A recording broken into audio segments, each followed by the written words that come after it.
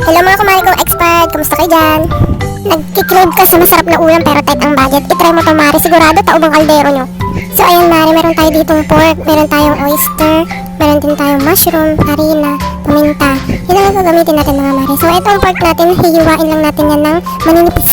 So ayan, pagtapos natin yan hiwain sa maninipis, hugasan lang natin yan ng mabuti. Then imamarinate natin yan sa oyster sauce, paminta, tsaka sugar. Kulang na videohan yung paglagay ko ng sugar guys. Mas maganda matagal nyo itong i-marinate guys para mas maluot yung lasa dun sa karne ng baboy. So ayan, pagtapos kong ilagay yung mga ingredients, minekos-mekos ko lang yan. Then ito na pala yung pinrepare ko na ibang ingredients. So maglalagay ako ng nilagang itlog, meron tayo ditong minced na garlic, and then yung mushroom, hiniwa ko. So ang unang gagawin natin, i-fry natin yung ating garlic hanggang sa mag-golden brown. Then isa-set aside muna natin yan. Tapos lulutuin naman natin tong ating minarinate na po. So ayan, lulutuin lang natin yan guys hanggang sa lumambot yung karne. Then pag medyo natutuyo-tuyo na siya ng ganyan at napiprito na siya ng konti, isi-set aside na natin yan.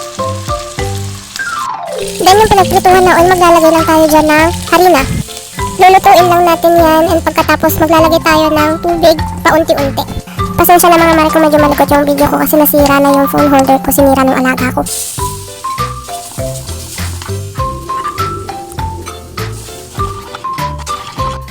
Maglalagay tayo ng konting soy sauce pang pakulay.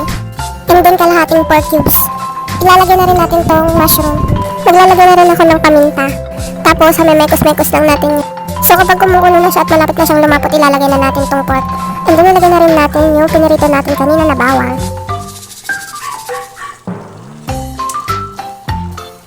So simmer lang natin yan guys. Maya-maya lalapot na din yan. Hinuli ko na nga palang ilagay yung itlog kasi luto naman na yan. So ayan na, luto na ang ating ulam. Kain na tayo!